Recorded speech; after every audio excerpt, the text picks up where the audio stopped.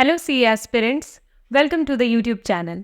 आई am Ritika Rathi और आज की वीडियो में हम कवर करने वाले हैं एज पर योर डिमांड। जो मैंने पोल कंडक्ट करवाया था उसके अकॉर्डिंग जो आपकी डिमांड्स थी, chapter number 18 that is newly added chapter to CA final audit, sustainable development goals and environment, social and governance assurance, that is ESG assurance. ये chapter CA final audit में new syllabus में recently add हुआ है और इसकी weightage जो आपकी weightage list के अकॉर्डिंग है 3 to 6% in exam, which really matters. और ये जो PDF मैंने यूज़ की है इसका लिंक आपको डिस्क्रिप्शन में मिल जाएगा। और उसके अलावा ये चैप्टर जो है ये 2 पार्ट में कवर होने वाला है। So let's begin this chapter with positivity with the first topic, introduction. Introduction part में पहली टर्म जिसे एक्सप्लेन किया गया है वो है सस्टेनेबिलिटी। इसका क्या मतलब है? ये टर्म जो है ये गुड्स या सर्विसेज की प्रोडक्शन से रिलेटेड है और मेनली इस टर्म्स में हम क्या चीज़ देखते हैं, हम ये देखते हैं कि हमारी प्रेजेंट नीड्स जो है वो फुलफिल हो जाए without compromising the ability of future generation to fulfil their needs. यानी कि हमारी प्रेजेंट नीड्स को फुलफिल कर दें वो रिसोर्सेज विदाउट कॉम्प्रोमाइजिंग कि फ्यूचर जनरेशन जो है उनकी एबिलिटी जो है वो कॉम्प्रोमाइज ना हो, वो भी अपनी नीड्स को फ्यूचर में फुलफिल कर पाए। तो ये है टर्म सस्टेनेबिलिटी। और सस्टेनेबल डेवलपमेंट क्या है? ये एक कंसेप्ट है। पहले तो इसका नेम सस्टेनेबल डेवलपमेंट, ये नेम किसके ऊपर रखा गया है? ब्रुंटलैंड रिपोर्ट। ये रिपोर्ट बताती है, इस रिपोर्ट में ही सस्टेनेबल डेवलपमेंट को डिफाइन किया गया है। इसके ऊपर ये डेफिनेशन जो है वो ये सस्टेनेबिलिटी की जो डेफिनेशन हमने पढ़ी उससे तो डेफिनेटली रिलेट करने ही वाली है। तो what is the definition of sustainable development given in this report is development that strives to meet the need of developing countries. कौन सी कंट्रीज में सस्टेनेबल डेवलपमेंट की रेलेवेंस है? जो डेवलपिंग है, यानी कि अभी वो डेवलप्ड नहीं है, डेवलप होने की राह में है, उन कंट्रीज के लिए सस्टेनेबल डेवलपमेंट टर्म जो है वो रेलेवेंस रखती है। और ये क्या एड्रेस करता है? The needs of present moment, अभी की नीड्स को एड्रेस करता है without compromising current and future generations to meet their own sustain lifestyles. यानी कि फ्यूचर जनरेशन जो है वो भी अपनी लाइफस्टाइल को सस्टेनेबल रूप में जी पाए। तो ये था सस्टेनेबल डेवलपमेंट। इसके 3 पिलर दिए हैं, सस्टेनेबिलिटी के 3 pillars. You should remember these pillars for MCQ purpose. क्या क्या है? Environment, social, governance. चैप्टर के नेम में आया था ना ESG एश्योरेंस, उसकी फुल फॉर्म क्या थी? Environment, social and governance. यही 3 पिलर है सस्टेनेबिलिटी के। और उसके बाद इनको डिफाइन किया गया है। एनवायरमेंट क्या क्या इंक्लूड करेगा?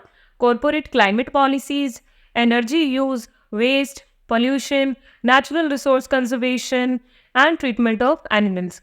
क्या क्या चीज़ें इंक्लूड कर रहा है? वही चीज़ें जो हमारे एनवायरनमेंट से रिलेटेड है, यानी कि रिसोर्सेज, क्लाइमेट, एनर्जी का यूज़, ये सब चीज़ें। और उसके अलावा क्या कि हम अपनी फंक्शनिंग के लिए, अगर ऑर्गेनाइजेशन अपने किसी प्रोसेस की फंक्शनिंग के लिए कोल, इलेक्ट्रिसिटी ये सब यूज़ कर रहा है तो ये भी किस में आएगा? एनवायरनमेंट में। यानी कि जो 3 पिलर है उनमें से कौन सी कैटेगरी में है? ये एनवायरनमेंट कैटेगरी में। उसके अलावा क्या चीज़ आ रही है इसके अंदर? अगर ऑर्गेनाइजेशन की प्रोसेस को परफॉर्म करने के बाद वो एनवायरनमेंट में वेस्ट रिलीज कर रहा है तो वो वेस्ट कौन सा पिलर में कवर होंगे? वो भी एनवायरनमेंट में। और किस तरह का waste? Example, carbon emissions, water discharges, e waste and etcetera. तो ये था फर्स्ट पिलर एनवायरनमेंट। अब है सेकंड पिलर सोशल। सोशल के अंदर क्या एड्रेस करेगा कि एंटिटी या ऑर्गेनाइजेशन के बाहर के लोगों के साथ रिलेशनशिप कैसे है, ऑर्गेनाइजेशन की रेपुटेशन कैसी है, और अंदर के लोग यानी कि जो उसकी ह्यूमन रिसोर्सेज है, लेबर है, उनके साथ उसके रिलेशन कैसे हैं। ये चीज़ें कौन से पिलर कवर कर रहा है? Social. Third is governance. Governance का मतलब है एक ऑर्गेनाइजेशन की इंटरनल पॉलिसीज एंड प्रोसीजर्स और उसने जो कंट्रोल इम्प्लीमेंट किए हैं वो। तो ये तीनों चीज़ें, और गवर्नेंस नेम से ही पता चल रहा है, वो एलिमेंट्स जो किसी ऑर्गेनाइजेशन को गवर्न करने में हेल्प करते हैं। तो वो कौन से पिलर में कवर हो रहे हैं? गवर्नेंस। नीचे जो चार्ट है उसके अंदर ये तीनों ही पिलर्स के कुछ कुछ एग्जाम्पल्स लिखे हैं, आप एक बार इन एग्जाम्पल्स को रीड कर सकते हैं। उसके अलावा नीचे जो नोट दिया है उसमें लिखा है कि ESG रिपोर्टिंग में क्या है, what does ESG reporting includes? So it is all about disclosure of information, data, metrics, किस चीज़ की information, that explain the value added in these areas. Organization जो है वो एनवायरनमेंट में या सोशली या अपने गवर्नेंस में किस तरीके का वैल्यू एडिशन करता है, उस चीज़ की रिपोर्टिंग जो है वो होगी ESG रिपोर्टिंग। और ये क्या क्या कवर करेगी? Both qualitative and quantitative facts. किसी भी रिपोर्टिंग की रेलेवेंस तभी होती है जब वो क्वांटिटेटिव फैक्ट्स के साथ साथ क्वालिटेटिव फैक्ट्स भी देती है। तो ESG जो है वो दोनों तरह के फैक्ट्स को कवर करती है। Next is topic number 2, sustainable development goals. तो क्या दिया है इस टॉपिक में? In 2015, Sustainable Development was adopted by all UN states। ये एक फैक्ट है। देखिए, ICAI ने इन चैप्टर्स को न्यूली ऐड किया है और पुराना हमारे पास कोई ट्रेंड भी नहीं है जिससे पता चल पाए कि कौन से टॉपिक्स रेलेवेंट हैं और कौन से इरेलेवेंट। इसीलिए हम 100% कवरेज करेंगे। तो आपको ये देखना है, ये जो फैक्ट दिया है इनको आप एक बार रीड करते जाएं। ईयर 2015 में सस्टेनेबल डेवलपमेंट को UN स्टेट्स जो है सारे के सारे यूनाइटेड नेशन स्टेट्स ने अडॉप्ट कर लिया कि हम सस्टेनेबल डेवलपमेंट को अडॉप्ट करते हैं और हम इसके बेसिस पे ही काम करेंगे।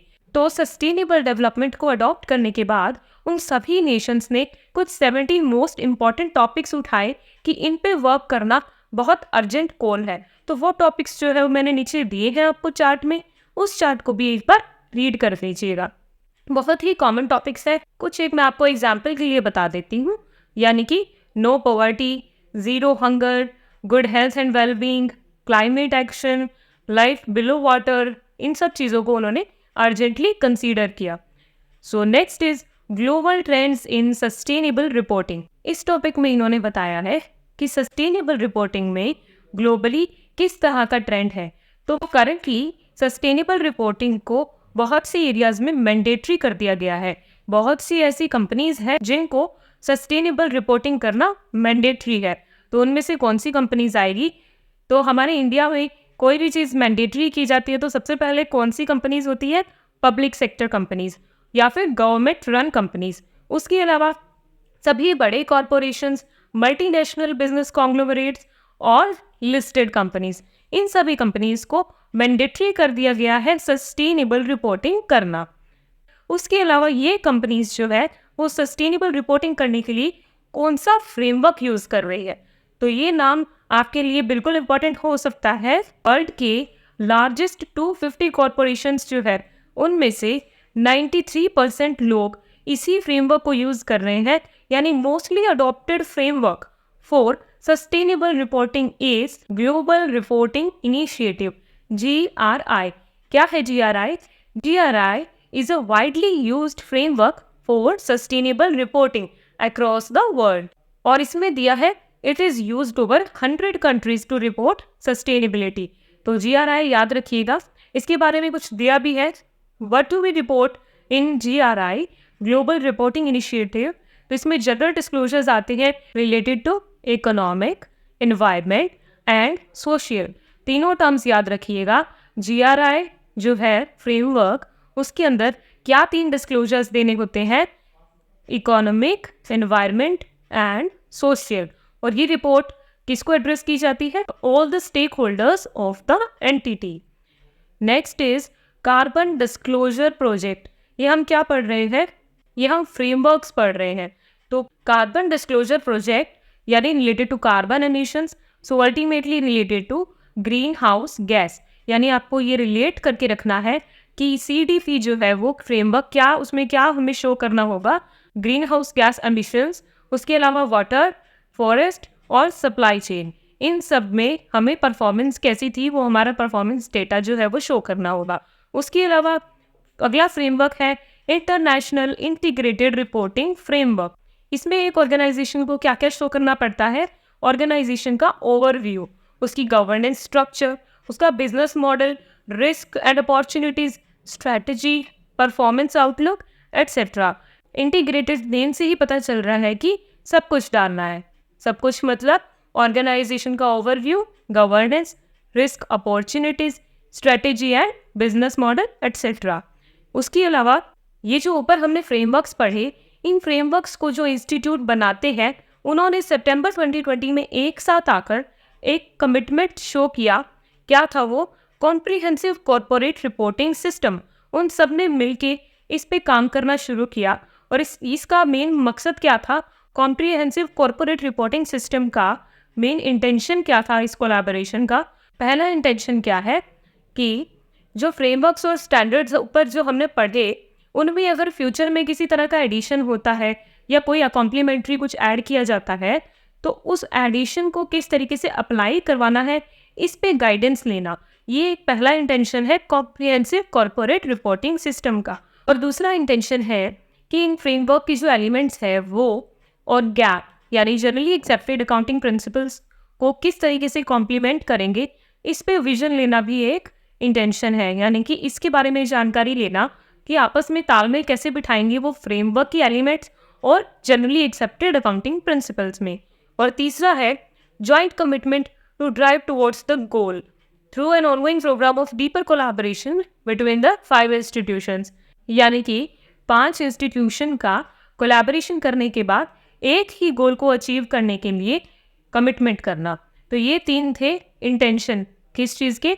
Comprehensive corporate reporting system. इसके नीचे हमें कुछ इंस्टीट्यूशंस के बारे में बताया गया है कि वो कब सेटअप हुए या उनको सेटअप करने का इंटेंशन क्या था।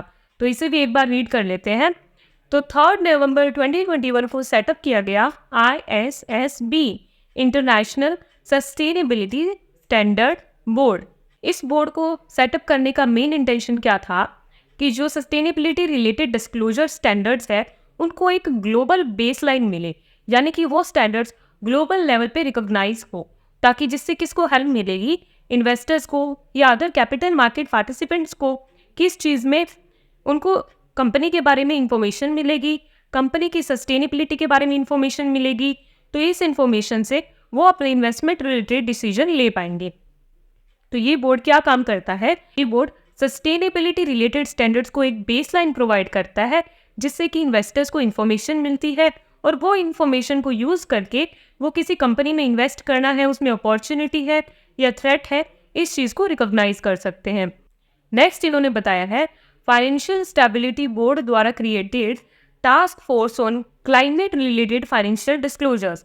नाम से ही पता चलता है कि कौन से फाइनेंशियल डिस्क्लोजर्स जो कि रिलेटेड टू द क्लाइमेट है। तो ये क्या हेल्प करेंगे किसी की? ये किसी इनका इंटेंशन क्या है? To help companies creating consistent climate related disclosures. इन डिस्क्लोजर्स का मेन टारगेट क्या है कि ये कंपनी को कंसिस्टेंसी मेंटेन करने में हेल्प करे। किस चीज़ की कंसिस्टेंसी?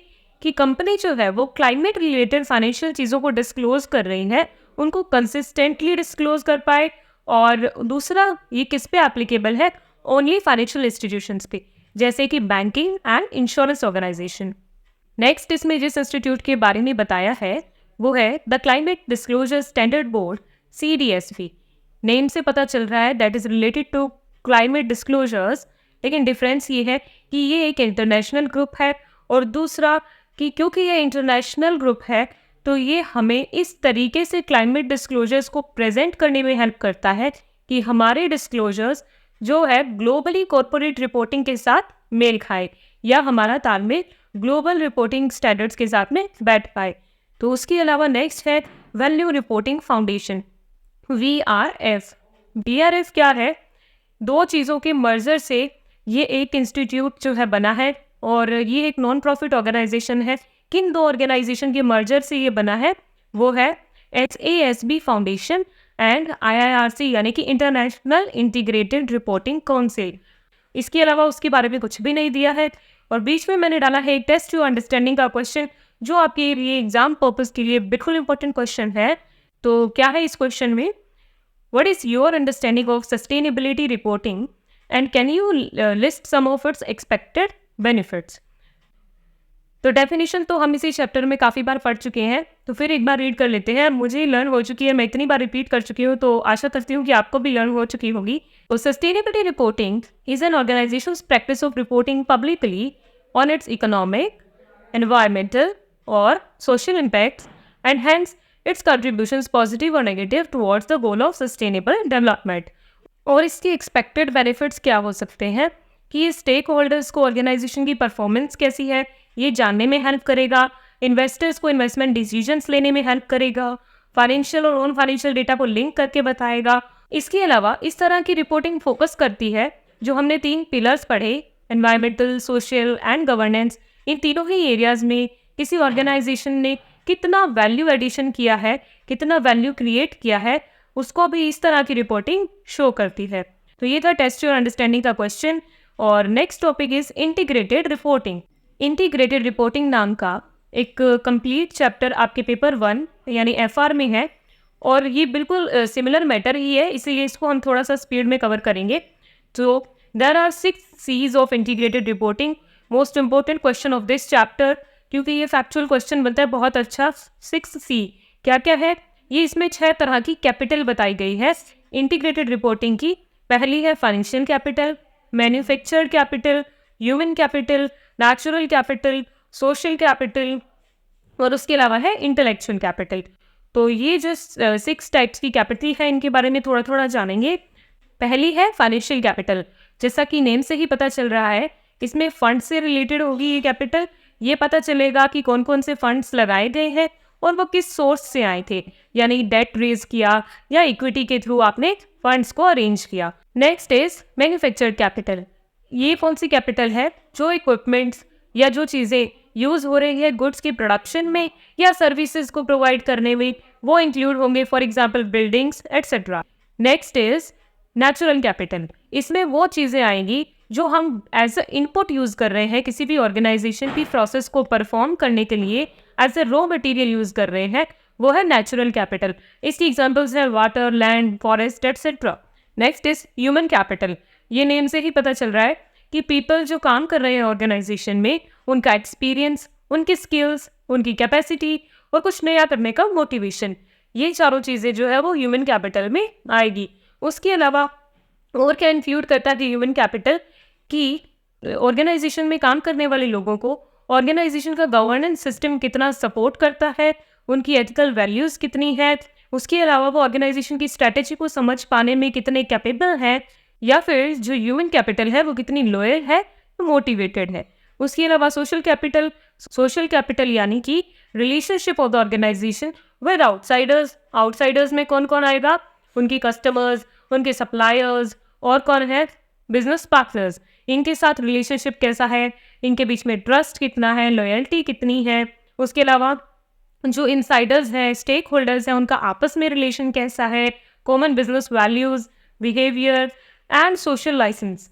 ये था सोशल कैपिटल। उसके अलावा इंटेलेक्चुअल कैपिटल मतलब जो नज़र नहीं आती, जो ये डिटरमाइन करती है कि ऑर्गेनाइजेशन जो है वो कंपटीशन में उसको कितना एडवांटेज है मार्केट में, उसके अलावा फ्यूचर में वो कितना पोटेंशियल है अर्न करने के लिए। 5th topic is global scenario in various countries. आज बाकी की कंट्रीज में किस तरीके का सिनेरियो है। ग्लोबल सिनेरियोज में जो पहली कंट्री है यूनाइटेड स्टेट्स, उसमें दिया है कि मार्च 2022 में यूएस के सिक्योरिटी एंड एक्सचेंज कमीशन ने उसमें पब्लिकली ट्रेडेड कंपनीज पे कुछ 2 रिक्वायरमेंट्स इंप्लीमेंट की थी, क्लाइमेट रिलेटेड डिस्क्लोजर्स और क्लाइमेट रिलेटेड रिस्क। यानी कि उन कंपनीज को क्लाइमेट से रिलेटेड डिस्क्लोजर्स देने थे और क्लाइमेट से रिलेटेड मटीरियली रिस्क जो है वो अफेक्ट करने वाले हैं वो बताने थे। और रिपोर्टिंग में क्या क्या इंक्लूड करना था कि क्लाइमेट रिस्क मैनेजमेंट प्रोसेस क्या है और आपका जो रिस्क है उसको आप कैसे आइडेंटिफाई करेंगे, कैसे वो रिस्क इम्पैक्ट करेगा, कैसे रिस्क को मैनेज करेंगे, और उसके अलावा एक प्रॉपर सिनेरियो एनालिसिस और जो आपने प्लान्स बनाए हैं और गोल्स अचीव करने वाले हो वो सब आपको इस तरह की रिपोर्टिंग में इंक्लूड करना है। ये थी बात यूएस से रिलेटेड। नेक्स्ट कंट्री जिसके बारे में दिया है वो है यूनाइटेड किंगडम, यूके। तो ये 2019 में यूके में एक लॉ पास किया गया और उस लॉ में एक टारगेट फिक्स किया गया। कैसा टारगेट कि ईयर 2050 यानी कि सन 2050 तक एनवायरनमेंट में जो ग्रीन हाउस गैस एमिट हो रही है वो 0 हो जाए। तो ये टारगेट उन्हें अचीव करना था। और इसके अलावा यूके की जो रूल्स एंड रेगुलेशंस है उनमें कुछ बड़ी कंपनीज के लिए एनुअल रिपोर्टिंग रिक्वायरमेंट्स में कुछ डिस्क्लोजर्स एप्लीकेबल किए गए। तो बड़ी कंपनीज कौन सी? जो लिस्टेड है। फर्स्ट वो कंपनीज जो लिस्टेड है उसके अलावा जिन कंपनीज की टर्नओवर पाउंड 500 मिलियन से ज़्यादा है या फिर उनके अंदर काम करने वाले एम्प्लॉयज़ 500 से ज़्यादा है, तो इन तीनों तरह की कंपनीज पे क्या एप्लीकेबल हो रहे हैं, वो कुछ डिस्क्लोजर्स जो एप्लीकेबल किए गए हैं रूल्स में वो एप्लीकेबल होंगे। और इन कंपनीज को क्या डिस्कस करना पड़ता है, कुछ 5 मैटर है उनके रिगार्डिंग प्रोसेस, स्ट्रैटेजी और ड्यू डिलिजेंस, उनको अपने रिपोर्ट में डिस्क्लोज करनी है। कौन से 5 मैटर? एनवायरनमेंट, कंपनी के employees, social matters, respect for human rights, anti corruption and anti bribery. तो ये 5 टॉपिक है, इनके बारे में डिस्क्लोजर देना है। उसके अलावा इन कंपनीज को कुछ स्पेसिफिक डिस्क्लोजर्स की रिक्वायरमेंट भी है। कैसे? Specifically for the environment, climate related disclosures, यानी कि क्लाइमेट रिलेटेड डिस्क्लोजर्स या एनवायरनमेंट के लिए दिए गए स्पेसिफिक डिस्क्लोजर्स भी इन कंपनीज को अपनी एनुअल रिपोर्ट में देने हैं। और उनमें क्या क्या इंक्लूड करना है? Climate change related risk and opportunities, climate का जो चेंज हो रहा है उसके रिलेटेड रिस्क है क्या, अपॉर्चुनिटीज़ क्या है, उसके अलावा किस तरीके से इस रिस्क को और इन अपॉर्चुनिटीज़ को मैनेज किया जाएगा, या फिर कोई क्लाइमेट चेंज है तो उसको ऑर्गेनाइजेशन किस तरीके से रिस्पॉन्ड करेगा, यानी कि एड्रेस करेगा, और क्लाइमेट से रिलेटेड रिस्क जो है वो ऑर्गेनाइजेशन की स्ट्रैटेजी पे किस तरीके से इफेक्ट डालता है। उसके अलावा लार्ज यूके कंपनीज को एक और रिक्वायरमेंट है कि उन्हें वो यूनाइटेड किंगडम की एनर्जी रिसोर्सेज को कितने अमाउंट में यूज़ कर रहे हैं और कितना वो एनवायरनमेंट में कार्बन एमिट कर रहे हैं। ये दोनों चीज़ें उन्हें अपनी एनुअल रिपोर्ट में डिस्क्लोज करनी है। ओके, नीचे दी हुई एक टेबल जो कि सस्टेनेबल डेवलपमेंट की इवोल्यूशन को बता रही है कि वर्ल्ड में सस्टेनेबल डेवलपमेंट किस तरीके से इवोल्यूट हुआ। इस टेबल को तो आपको सिर्फ एक बार रीड ही करना है, क्योंकि हमारे लिए जो रेलेवेंस रखता है वो है next topic, evolution of ESG in India, यानी इंडिया में किस तरीके से ESG रिपोर्टिंग जो है वो इवोल्यूट हुई, किन किन ईयर्स में इस रिपोर्टिंग के रिलेटेड लॉ इंट्रोड्यूस किए गए। तो इंडिया वाला हमारे लिए इंपॉर्टेंट है। हम पढ़ते हैं ईयर 2009 से 2009 के अंदर मिनिस्ट्री ऑफ कॉर्पोरेट अफेयर्स ने इंट्रोड्यूस किया CSR हम सब जानते हैं, कॉर्पोरेट सोशल रिस्पॉन्सिबिलिटी। ये इसकी वॉलंटरी गाइडलाइंस इंट्रोड्यूस की गई, यानी कि 2009 में CSR को मैंडेटरी एप्लीकेबल नहीं किया गया, वॉलंटरी गाइडलाइंस इंट्रोड्यूस की गई। और कुछ इंपॉर्टेंट एलिमेंट्स थे, वो क्या थे कि ethical functioning, worker rights, human rights, environmental development, taking social development activities. तो CSR की कुछ इंपॉर्टेंट एलिमेंट्स वही वर्कर्स से रिलेटेड, ह्यूमन राइट्स से रिलेटेड, एनवायरनमेंट से रिलेटेड। ये था ईयर 2009 में। देन 2011 के अंदर नेशनल वॉलंटरी गाइडलाइंस इशू की गई, किन पे? On social, environment and economic responsibilities. ये गाइडलाइंस क्या कंटेन करती है? ये कंपनीज के लिए कॉम्प्रिहेंसिव प्रिंसिपल्स कंटेन करती है। उसके अलावा ईयर 2012 के अंदर क्या है? Business responsibility report, business responsibility report यानी BRR। और ये किन पे एप्लीकेबल की गई? ईयर 2012 में ये केवल टॉप 100 लिस्टेड कंपनी, टॉप 100 कैसे लेनी है? मार्केट कैपिटलाइजेशन की बेसिस पे। 2014 के अंदर CSR को मैंडेटरी कर दिया गया और 2015 के अंदर BRR के दायरे में और कंपनीज को ले लिया गया। BRR यानी बिजनेस रिस्पॉन्सिबिलिटी रिपोर्ट, जो कि 2012 के अंदर इंट्रोड्यूस की गई थी और 2015 में इसमें और कंपनीज को जोड़ा गया। पहले टॉप 100 लिस्टेड कंपनी थी और अब 2015 के अंदर टॉप 500 लिस्टेड कंपनीज को इसके अंदर ले लिया गया, इसके दायरे में ले लिया गया। तो अब मार्केट कैपिटलाइजेशन के बेसिस पे टॉप 500 कंपनीज को BRR रिपोर्टिंग करनी होगी। नेक्स्ट ईयर है 2017। 2017 में क्या आया? इंटीग्रेटेड रिपोर्टिंग का कंसेप्ट आया, और ये किसको करना था? Top 500 listed company. अब यहाँ मार्केट कैपिटलाइजेशन के बेसिस पे नहीं है, यहाँ है टॉप 500 लिस्टेड कंपनी जिनको BRR बनानी मैंडेटरी है, तो उन्हें IR अडॉप्ट करना है, इंटीग्रेटेड रिपोर्टिंग अडॉप्ट करना है। लेकिन ईयर 2017 में इंटीग्रेटेड रिपोर्टिंग को मैंडेटरी नहीं किया गया, यहाँ वॉलंटरी बेसिस पे अडॉप्ट करने के लिए उन कंपनीज को कहा गया जो कंपनीज BRR के दायरे में आती है। और 2019 के अंदर NGRBC, तो पहले जो NVG था यानी कि नेशनल वॉलंटरी गाइडलाइंस 2011 थी, उनको अब national guidelines on responsible business conduct 2018 का नाम दे दिया गया। NVG से उनका नाम बदल के NGRBC कर दिया गया। और 2019 के अंदर बीआरआर को मैंडेटरी कर दिया गया। बीआरआर के दायरे में और कंपनीज को ले आए। किनको ले आए? अब top 1000 listed company by market capitalization. Market capitalization के बेसिस पे टॉप 1000 कंपनीज, 1000 लिस्टेड कंपनीज को बीआरआर के दायरे में ले लिया गया और अब उन्हें मैंडेटरी बिजनेस रिस्पॉन्सिबिलिटी रिपोर्टिंग करनी होगी। क्या 2021 में है बीआरएसआर। बीआरएसआर इंट्रोड्यूस किया सेबी ने और इसकी फुल फॉर्म है business responsibility and sustainability reporting. और नेक्स्ट ईयर में 2022 के अंदर बीआरएसआर को मैंडेटरी कर दिया गया, यानी कि कंपनीज को अपनी एनुअल रिपोर्ट के साथ साथ business responsibility and sustainability report भी देनी होगी। किन कंपनीज को?